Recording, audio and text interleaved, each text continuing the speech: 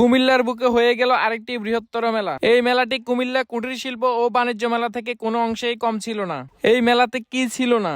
এই মেলাতে সব ধরনের দোকানপাট সহ ছিল অসংখ্য মানুষের ঢল। এই মেলাটি হয়ে গেল কুমিল্লার বরুড়া উপজেলার শাকপুর পুরাতন বাজারে। এই শাকপুর পুরাতন বাজারের মেলাটি একটি ঐতিহ্যবাহী মেলা। প্রতি বছর বৈশাখ মাসে এখানে মেলা হয়ে থাকে।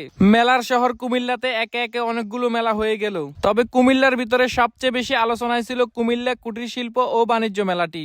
মেলাতে ড্রোন ওড়ানো দেখে ছোট ছোট বাচ্চারা আমাদের পিছুই ছাড়তেছিল না। তারা বারবার প্রশ্ন করতেছিল যে আকাশে এটা কি উঠতেছে। তারা ড্রোন ওড়ানোটা ভীষণ পছন্দ করেছে। মেলা বড়দের ভালো না লাগলেও ছোটরা ভীষণ মজা পায় মেলাতে আনন্দ করতে।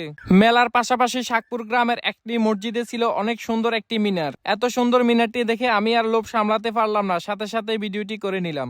এই মসজিদের মিনারটির পাশে রয়েছে মাছের অসংখ্য প্রজেক্ট। কুমিল্লার বেশিরভাগ মানুষ এখন মাছ চাষ করতে পছন্দ করেন। ছোট ছোট উদ্যোক্তারাও এখন মাছ চাষ করে স্বাবলম্বী।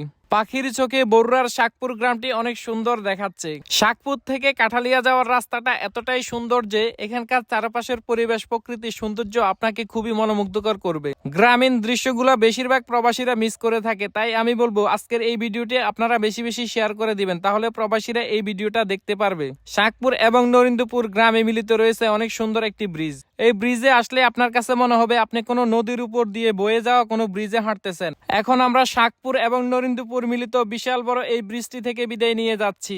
শাকপুর বরুড়া উপজেলার একটি বৃহত্তর গ্রাম। এই বৃহত্তর গ্রামে রয়েছে বিশাল দুইটি বাজার, একটি নতুন বাজার আর একটি পুরাতন বাজার। তো ভিডিওটা আর বেশি লম্বা করব না, আজকের মতো বিদায় নিচ্ছি। সবাই ভালো থাকবেন, সুস্থ থাকবেন। পরবর্তীতে কোন গ্রামের ভিডিও করব অবশ্যই আপনারা ভিডিওটা শেয়ার দিয়ে কমেন্টস করে জানাবেন।